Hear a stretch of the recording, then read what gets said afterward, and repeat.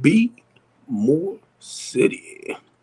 Look, I'm not gonna be too long, Baltimore, but I wanted to come back on and just share this with y'all. Y'all know, strengthen the community. The Latanya D. Copeland House of Hope. It is based around transitional housing. It's a temporary housing program to a permanent housing. The goal is we prepare you if you have fallen on hard times. And this is mainly for our people that's living in the inner city poor communities. If you have fallen on hard times or you struggling to earn a decent living, if you're struggling and you want to earn a decent living, as far as being able to take care of you and your family and your responsibilities, strengthen the community with the Latanya D. Copeland House of Hope. It's a 5-phase program. Number one, first phase. If I bring you in to the housing program, you have to sign up for the mental health program. Now, I'm not saying you might not have no psychological issues, stuff like that. You might not need meds, but the goal is to sign up for the mental health program. We want to break this cycle. And from what I understand, it's been passed down generation after generation. Post-traumatic slavery syndrome. I've been reading and studying a lot on it, right? As a recovered addict myself, that's why when y'all hear me talk about my 12-step spiritual program, it was the spiritual program that helped me to break that slave man mentality. During this time, right? And that's why y'all hear me share my story. I share my story for those who have an addictive personality. And it's not just drugs. It could be sex. It could be lying. It could be manipulating. It could be cheating. It could be gambling. It could be eating. But the goal is to help you break that cycle and gain control back over your life. So in signing up, or before I bring you in, I am going to do an intake on you. I am going to do that. I'm going to do an intake. And if I feel like that the program can help you, because you the one got to do the work to change your old ways of thinking. You got to be the one that's going to do the necessary work. So as I'm doing my interview or my intake with you, right? And I'm going to run everything down to you. So if I bring you in, the first phase, I'm going to say you got to sign up for the mental health program. We offer you PRP service, therapists, psychiatrists, psychotherapists, right? Hypnosis, whatever that can help you better live a more productive way of life. I know a lot of people come with trauma, Baltimore City. I already know that, childhood trauma. The goal is to work with you to help you be able to deal when that stuff from your past want to come up to haunt you in the here and now. That's the point of breaking that cycle that's keeping you backwards, keeping you stuck, helping you to gain a better perspective in life. So it's breaking that cycle.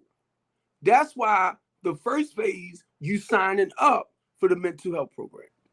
If you're dealing with depression, if you're dealing with bipolar, if you're dealing with schizophrenic, We want you to get the necessary help. So once you sign up, the second phase, I bring you in. You in the temporary housing program. Once you settle in, we meet you at the level of where you at financially. We'll sign you up for the workforce development program. If you're only making a certain amount and you need a career or profession type, I don't like to use that word job when I say that, but it's still, it's to get you where you can make well over $20, $30 an hour. You get me? On a professional realm.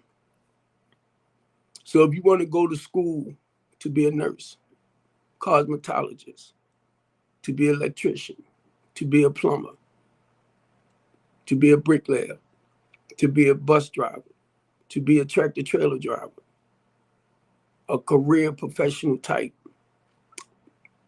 setting, lawyers.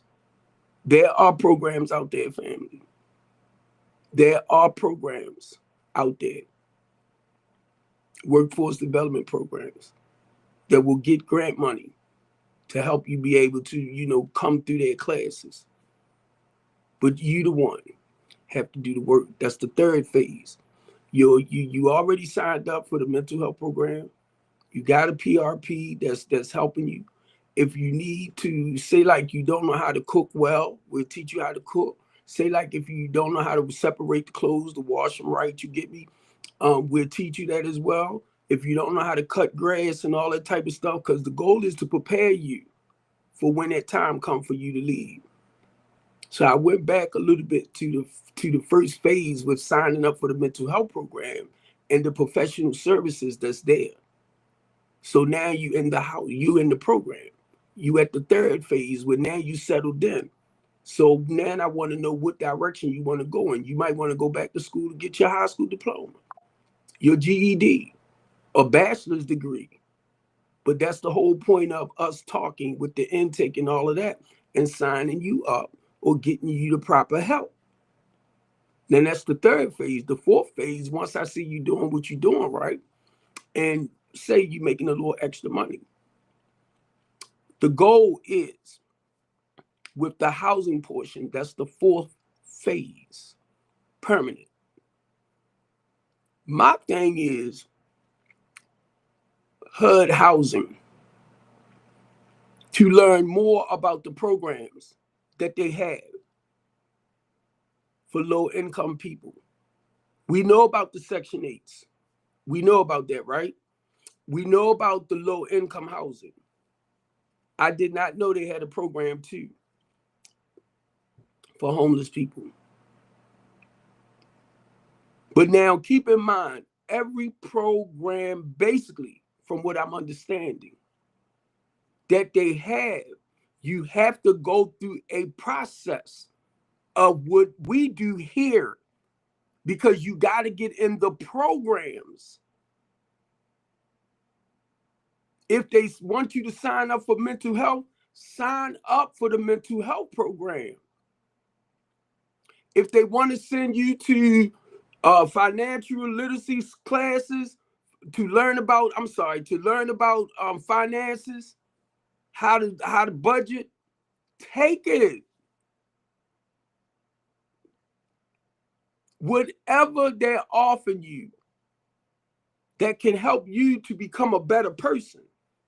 And I'm talking about mentally, emotionally, spiritually, financially, economically. And if you got children, I understand they do have daycare out there too, where you don't really have to pay mothers out of your pockets, so that you can get your children signed up, the ones that need to be in daycare, to daycare, so you can actually go and take care of that personal business that I'm talking about. Because by the time now you doing what you're supposed to do, I'm at the fourth phase now. This is where the housing gonna come in. You already working on your finances with the career, professional type job. You get me? Because we're gonna meet you where you at, so you can financially grow. whatever dreams, whatever passion you had as a child, and you want to fulfill that now that you're getting older. You get me? That's the goal. I got into truck driving at 21. I came out of school in the 10th grade, 9th grade education. I got into trucking at 21. I made over $100,000 a year. So you can't tell me you can't make money. I don't care if you're an ex-offender. I don't care if you have a felony. I don't care if you're disabled. You can earn extra money. There's programs out there. I don't care if you're on SSI, SSDI, or TCA. That's what I'm talking, mainly TCA, to help you get up off it. Some people going to need SNAP and Medicaid because they don't make enough money, or they're not working somewhere where the company is providing these services that they pay into. That's all we do. 401k, retirement plan. Most of your career professional jobs provide those services because you are considered not just a regular worker. You get me? Because I don't want to put nobody down for the level of where they at. So once you end the program, and from what I understand, other programs similar to mine that's doing a lot out there, from what I understand, a lot of people tell me they're not getting help. They offering it, but they're not actually giving it. I don't know. I don't get all into that. I focus more on strengthening the community. Okay. So now, in the process of me saying this, family, the fourth phase, when I see you doing everything you're supposed to do, and I see you ready to actually transform, to move on, you're financially situated, your mind is in a better place than what it was before. Now, the goal is those that we can get on Section 8, we will get them on Section 8. Those that can get on like the low income, you for your rent now, because you're moving into your permanent place, for your rent, right? Those that's because there's still people gonna need assistance. So if we have to go through HUD housing, we got to do what we got to do. You get me? So that's the goal for me, to learn more about the housing programs where you can get in cheaper. They pay half your stuff. Not only that, did y'all know, unless they changed it, I didn't hear about it, you can buy a house if you're on Section 8. Did y'all know that? That's the whole goal, family. And that's the fourth phase. Once that I see you are ready, you doing everything you supposed to do to be able to stand up on your own, to be more independent and responsible, and prayerfully you won't lose control over things again, or your life become unmanageable again, because you have learned to grow in those areas. You get me? Of being more responsible, more productive. And when we see, basically, I ain't gonna keep my eyes on you like that, but as long as you're doing everything you're supposed to do, and I see it, and I feel you ready to move forward. Because I got a team that we're gonna sit down and we're gonna take a look at everything. I reach out to landlords, property managers, real estate investors. I talk with them. I talk about the second chance program, housing program, I'm sorry. The goal is not to hold your background, right? When they do the search, when they do your background check, not to hold your background against you, mainly evictions, to discriminate against you. You heard the word I just used? Because they can use your background to discriminate, not to allow you in. And this might be a beautiful, safe place for you and your family. So what I do with the Second Chance program, I talk with the Second Chance Housing Program, the landlord, the investors, the apartment managers, and I ask them to give you a second chance, even if you got 2, 3 evictions. I don't know after that, like 3, 4, 5. I don't know, but I know if they allow you in with 2 or 3, they're going to charge you double security because you are considered as a risk for paying your bills. But once I see you doing what you're doing every month, paying for your space on time and everything, because you know we charge a certain amount for that space. So every month when you pay it, I give you a receipt. They want their money on the first of the month. So you know after the 5th is considered as late. So long as you paying it on time every month between the 1st and the 5th, I can vouch for you because I become your mouthpiece. They look for programs like mine to teach y'all how to maintain the property, keep it clean, and all of that. Sam, I hope you don't mind this because I seen another video, and Sam is a realtor that he put up. House was horrible because the people didn't take care of it. So the goal with strengthening the community, the LaTanya D. Copeland House of Hope, is to prepare you and teach you how to maintain your property so you won't go into these people's property and destroy it. That's why the landlords don't have a problem with working with me. But you got to be the one to do the work because I'm vouching for you. This big mouth dude, since y'all gave me that title, I kind of like it now. It was done in a negative way, but I kind of like it. The big mouth bald black dude. That means I don't take no trash when it comes to helping our people. I want y'all to keep that in mind when it comes to Baltimore City and wanting the best for y'all. A lot of people slipping through the financial cracks. A lot of them slipping through the homeless crack. I'm sorry. I meant crack. I meant crack. They slipping through the cracks. What the heck is wrong with my head? They slipping through the cracks, right? They trying to get the necessary help, and it's like they being pushed away. So what I have to do, family, I have to stay in contact and stay up to date with people that I can go to and say, hey, look, Miss Jones needs such and such and such and such place, you know? But you got to do the work, family. Then you have to be financially able when it comes to us, working with you from the temporary side to the permanent side.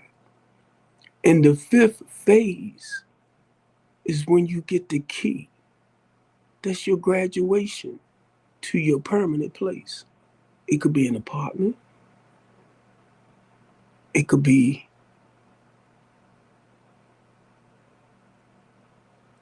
I'm trying to think of the other formats, right? But it can be apartment. It could be a family house. It could be your own house that you buy. And I'm gonna tell you what was coming up in my head, right? What's those? A penthouse. I don't know. That's the word that was getting ready to pop out. A penthouse, which is basically apartments too. And you probably can get into them with the Section 8. They just want to make sure they get paid. Whatever the rent may be, 2,500, 3,000. I'm gonna say maybe a 3-bedroom. Might be one. I don't know. It all depends on where you're going. But the thing is, I don't want nobody to get in somebody's property and tear it up. It might make it harder for you to get into another place. And then you be back on that list of being homeless. I felt the need to come back on and share this Baltimore City. Just in case somebody looking at me that don't know who I am, I'm Steve Copeland, Sr., born and raised in Baltimore City. My goal, and a lot of y'all know, I'm 64 now. Thank you. I know I look nice for 64. I communicate with a lot of the nonprofits, right? Uncle T just came to mind. Cherie Rogers, Christine Flowers. We Ours Us. Hugs Don't Shoot. Val. Lisa Moloch.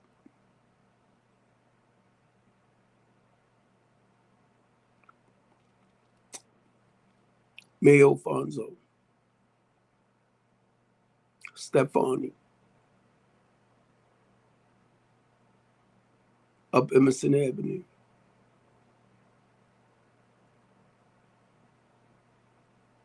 Be More's Peace Movement. I'm only saying this, family, because these are the community organizations that I had to learn about. I am a community activist. I am a community organizer. I am a homeless advocate. I am a civil rights advocate, not just for the Black people, but we fight for the democracy of all races. ACLU, Communities United, they're nonprofit organizations that fights for your civil rights, equal rights, and constitutional rights. My goal is encouraging our people, motivating our people. You got to stand up and fight for what you want out of life. And I don't mean physically fist fighting and all of that. That's not what I'm talking about. Because if you out there and you want to do the fist fight and all of that and you end up behind prison, what good did you do? Because you in that big old slave plantation, the prison. So when you get in your mind that you want to act out physically, how's that's going to help? Because now either you're going to lose your life or you're going to end up behind bars. That's one less person to continue fighting. And when I say that, I'm talking about when we doing rallies and we doing protests and we talking with these politicians, you get me? These lawmakers. But it's the group, it's the collective. And keep in mind, we voted them in. And they not doing what we voted them in for. Come on. That's why us, as a race of people, we got to come together. And I understand you might get scared. You might be afraid. But do you know how good that feels in the inside? When you work for what you want or you fight for the things that you want in life, you actually put in the work. Do you know how good that feels? Do y'all know how good that felt? At 58 years old, I retired from trucking. My health became more important as a diabetic. But the point, I was able to retire. Listen to what I said, retired.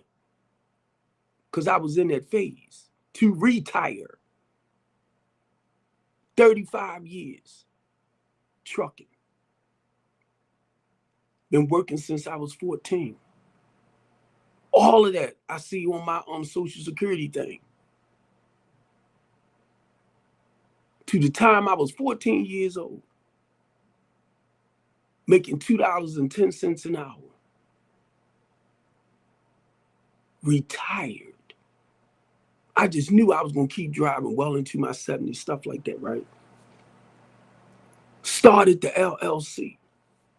Now I'm able to give back more time, get donations.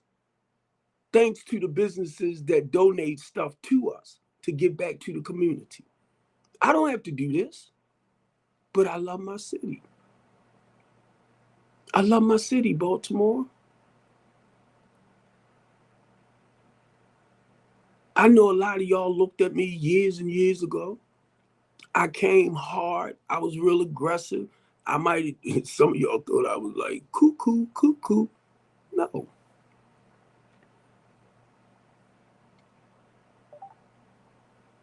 See, a lot of us is not used to watching hardcore fighting people.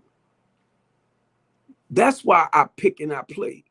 Now, Jasmine Crockett is into politics, so she knows what's what, right? When I found out she was a community activist, I said, that's why she speak the way she do. Which y'all call it ghetto, y'all gave her all kinds of negative names. But guess what? I seen a warrior.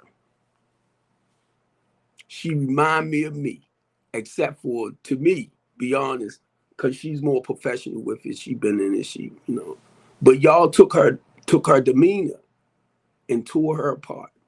Basically, that's me. I said, no, I'm the one that's professional with it. I mean, not professional with it like her. I'm sorry, family. But because I realized, I said, oh my God. That's when it hit me. She in the politics, she know the ins and the outs, she know what's going on, but she's fighting for the rights of the people. And a lot of people in the field that she in, of politics, yeah, they gonna badmouth her. And then y'all gonna believe it. But watch what she do. That's what got me. I'm watching her actions, her behaviors. And she's telling us about the inside stuff. But everybody calling her ghetto. They calling her this. And once you look at somebody in a negative way, it's like the crowd just follow it. Yeah, she ghetto. Yeah, she this. She don't know that. She don't know this. But guess what? Trump is not a freaking politician. And he told y'all that. He said, I'm a businessman that happened to run for president. And I guarantee you, y'all forgot it. So he don't have a degree in political science. But there's so many people that's kissing his boots and all of that, right? And I'm like, what in the world is y'all doing? It's about the people. I don't get it. It's about the American people.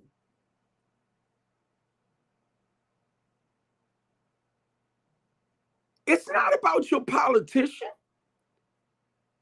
They in position to work for you. And if they not doing what they supposed to do, they gotta go.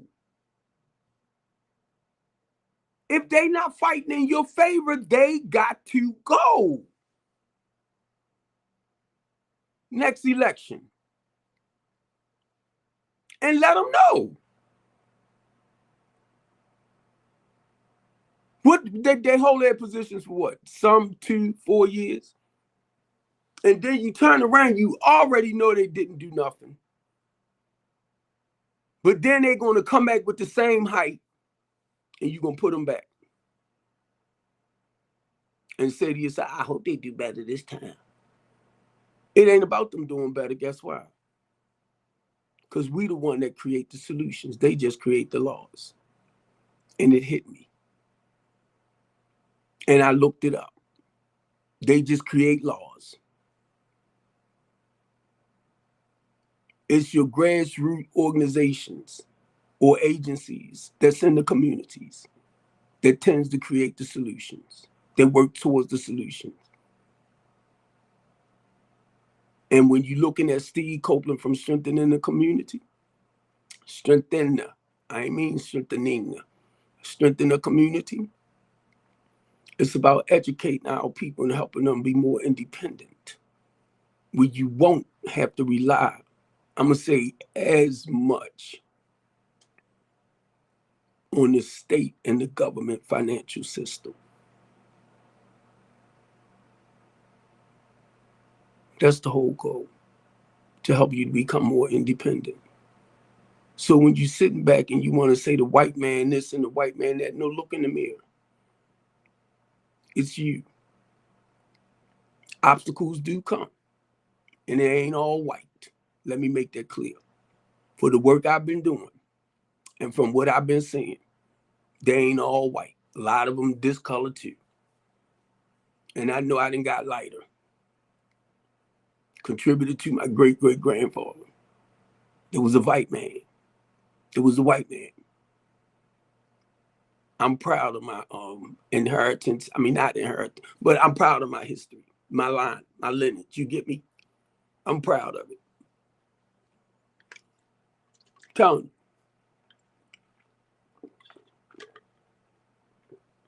I'm proud of it. Scottish origin and all that. I'm so proud of it. And it helps me to understand why I am the way I am today. The big mouth dude. Copeland stands for land. Cop land.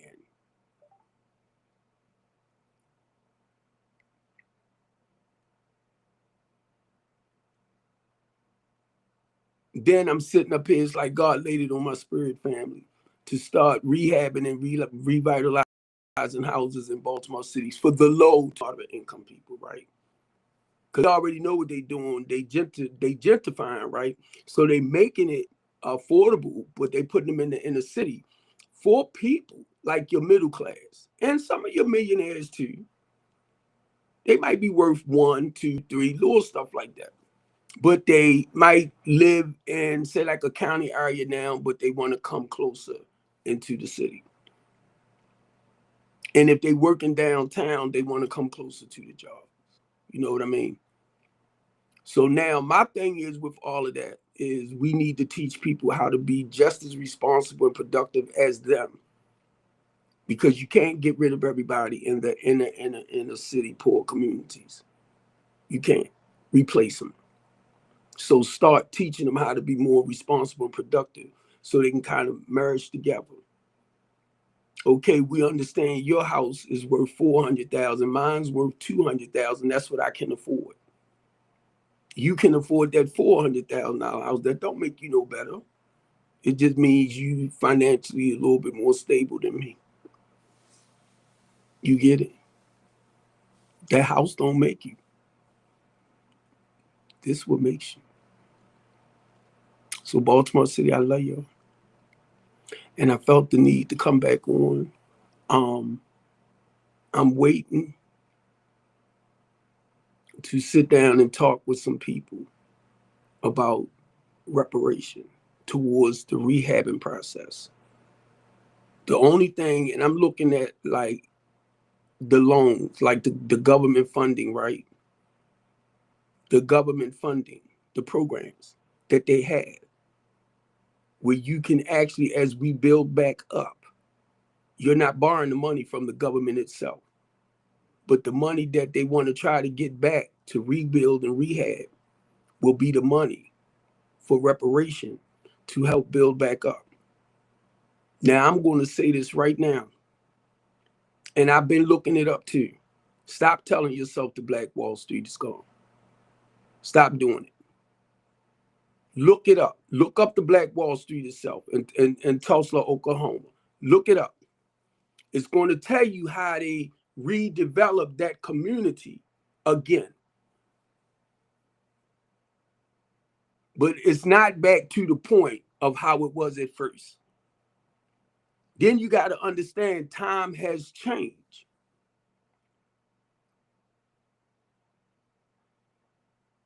We want to be separated from any other culture, right? But time has changed. And if you don't really get it, you can create any land you want just for black paper. And do you realize it's a certain amount of whites or whatever culture you will have to let come in? If not, that's called discrimination.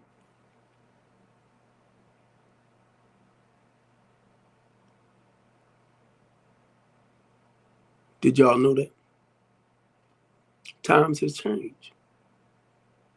So look at the inner city too itself. Everybody in the inner city that's like living below poverty is not all black. That's the stuff y'all keep telling yourselves. But when you getting involved with certain things and you see what's happening, you'll get a better understanding and say, wow, I didn't recognize this. Because that's what I said, wow, I thought it was just black people.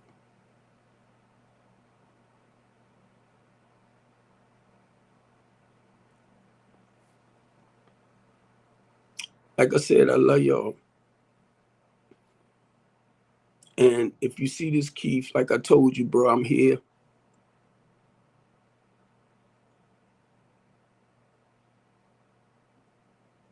I'm looking at investors, business partners, and sponsors to invest into the housing program as far as the rebuilding part, to the financial side of it.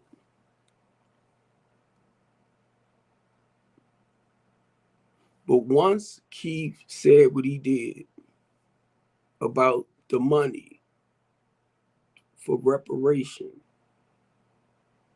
we can use that to rebuild back up in the black community. I said, wow. So either way, the money got to come from the government.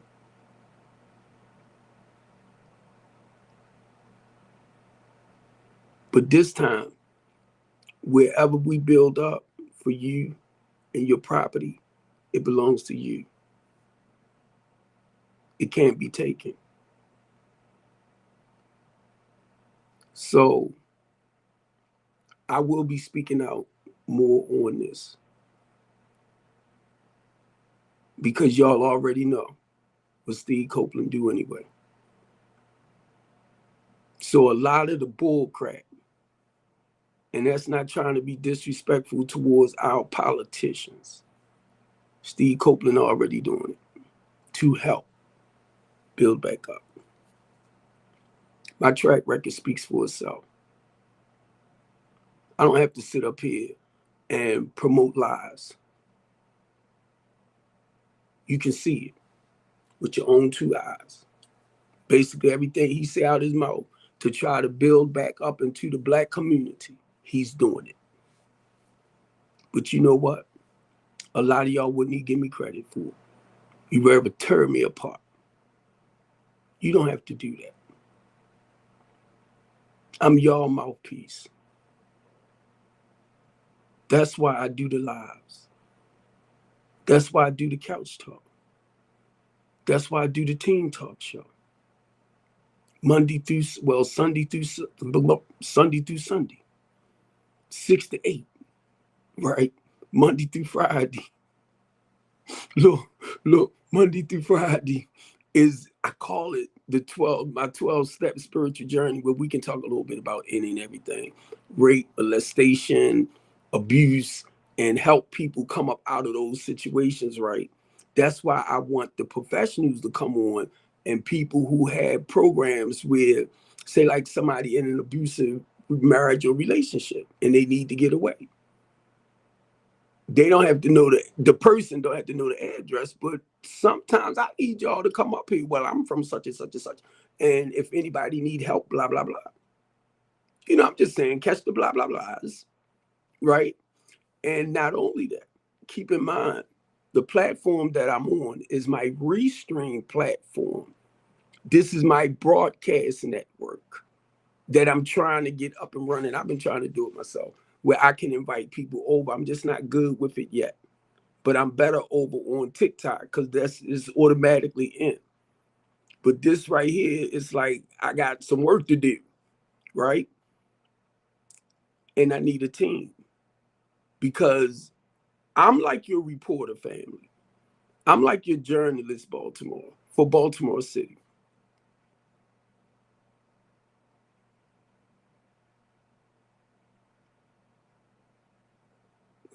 I can say things, and I'm looking at Don Lemon, and I'm looking at Earn, right, from DC, Pern or something like that, right? And I'm looking at the posts that they are nationally known, basically journalists and reporters and stuff like that, right? I'm no different than them. They deeper with the politics now because they follow it a lot deeper in the inside with the news and everything that they get to be reported back. So if you see me put something over there, normally I'm putting allegedly, right? Because I'm going off of some of their information. And if I have to fact check it, I will too. I will too. Okay? Because number one, I want to make sure I feed y'all the best possible information to keep y'all up to date to what's going on. I love y'all, man. I love y'all. I love y'all. I love my city, man. I don't know what else to say. It's not about the cameras. It's not about the accolades. I ain't trying to get all into that. My main interest is how we can make Baltimore City a better and safer place. And y'all have done, be honest with you, y'all have been doing a great job. I'm telling you. Look at the homicide rate. It's still a little crazy though, don't it? For 2025, I think it was 132. I can pull it up, but I was like, for 2025. So with the police department, then you got, I'm gonna say Safe Streets, then you got We Ours Us, then you got Uncle T, then you got Baltimore Peace Movement, and all of these other organizations that I'm naming with the police department. Be honest, whatever area they're in, the point is to gain control over that area, to slow a lot of it down. You get it? And that's why I'm mentioning their names. Because no matter what, the police can't do it by themselves. And it takes the community family to want to gain control back over your community. Because y'all know, like I know, 9 times out of 10, the kids out there showing their butts in our community is our children. We got to grab a hold and stop thinking we can't. Stop thinking we can't. And my thing with this too, some of them you might have to come real hard at. Keep playing with people. Sometimes Big Unc might have to step in. And look at the way I will go. When I say Big Unc, I'm looking at Dad. I'm looking at Unc. I'm looking at Yacht. I'm looking at a retired OG. Come here, nephew. Because a lot of times they don't realize, or they realize, but they don't know how to come up out of certain situations to do better. That's where you got to come in, talk with them, see do they really want to change, and you point them in the direction, guide them to the change places they can go to get the change.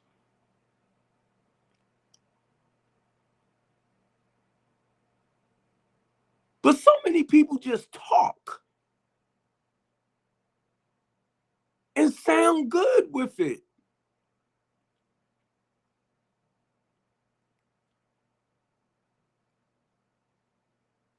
I grew up in the 7th district.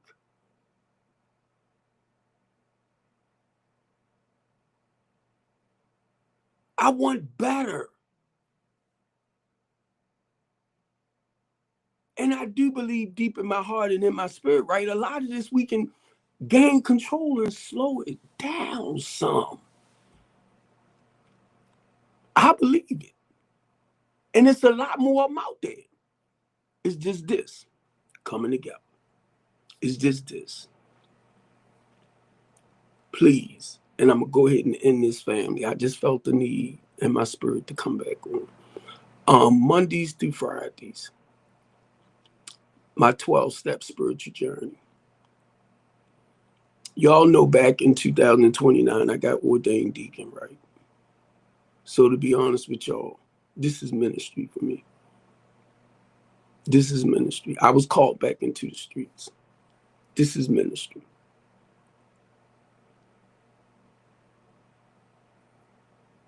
When I look at the journey that I'm on, I get a vision of Christ and the disciples. How Jesus told them when Jesus came, he said, come, follow me. I'm going to make you fishers of men.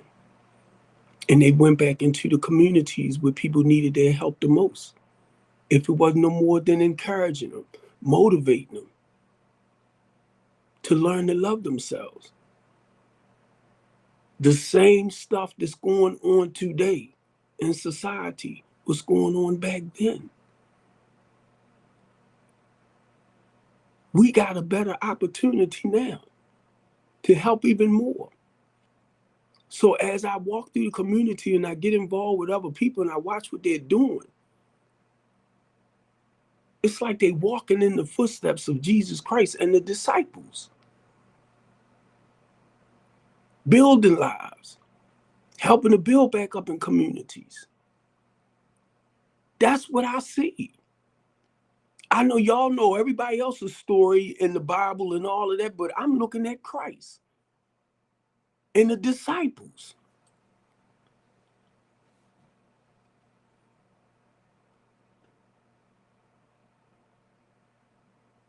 Monday through Friday, my 12-step spiritual journey. Saturdays and Sundays, giving our youth a voice. I need y'all parents. I need us to talk about how we can better help our youth. I need some youth to come on with the parents' permission where they can talk about some stuff that's deep and get the proper help. You are their voice. Even though I call it giving our youth a voice, the parents are actually the voice for the youth. But you gotta listen. That's why when y'all see me make statements like, we listen and we don't judge. We listen. And if you see me put, but we don't judge, that's all I'm saying. Because sometimes our kids can say some stuff out their mouths because they hurt. That will piss us off because we felt like we failed them. And we can't take the blame for stuff that we didn't know about. You get it? But now this is what we're gonna do now. Once they start talking about what went on in their lives, stuff that you might not have known. Or how you mentally, emotionally, and spiritually degraded them. talking down to them.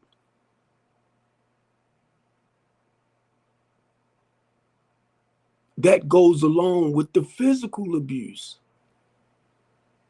And if you know you've been doing these type of things to your children, then you wonder why they out there bullying other children.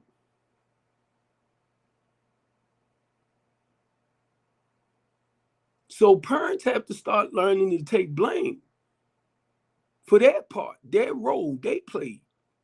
But the thing with that, you can do the necessary work to heal your teenagers, your youth, and yourself.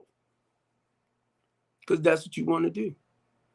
Set yourself free mentally, emotionally, and spiritually.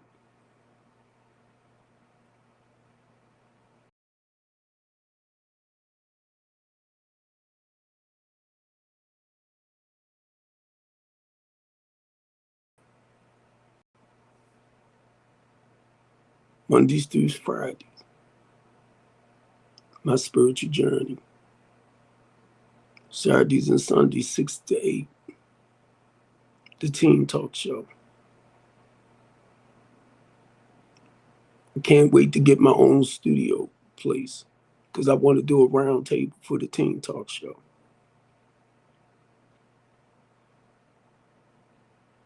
I want us to address some of those deep-rooted issues.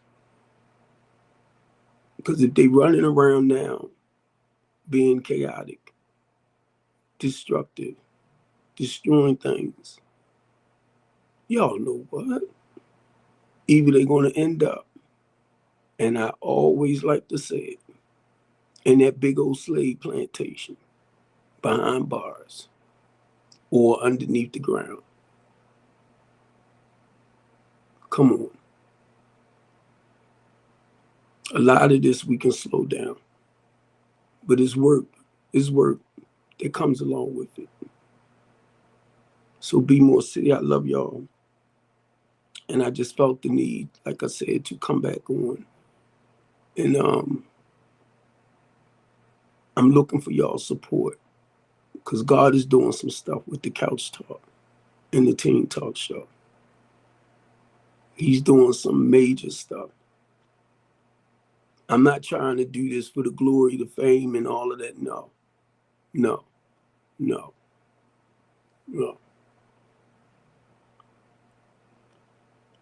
I'm real.